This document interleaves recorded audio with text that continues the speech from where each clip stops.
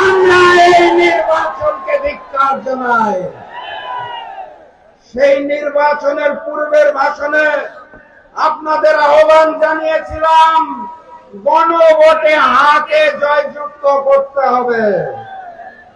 আপনারা গণভোটে হাকে জয়যুক্ত করেছেন, কিন্তু ম্যানেজ ভোটের মাধ্যমে যারা রাষ্ট্রীয় ক্ষমতা দখল করেছে তারা জুলাইয়ের শহীদের রক্তের সাথে বেইমানি করে জুলাই সনদকে মানতে চায় না।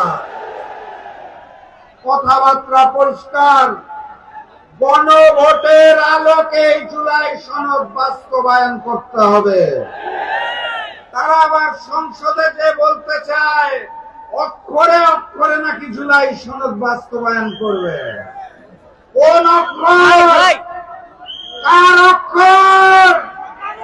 আমরা হিন্দুস্তানের অক্ষর চিনি না, আমরা বিএনপির গুলশান অফিসের অক্ষর চিনি না, আমরা জুলাই শহীদদের অক্ষর চিনি, গণভোটের অক্ষর চিনি। গণভোটে যেই রায় এসেছে সেই অক্ষরে জুলাই সনদ বাস্তবায়ন করতে হবে। কথা ঠিক আছে তো নাকি? প্রস্তুত আছেন তো নাকি?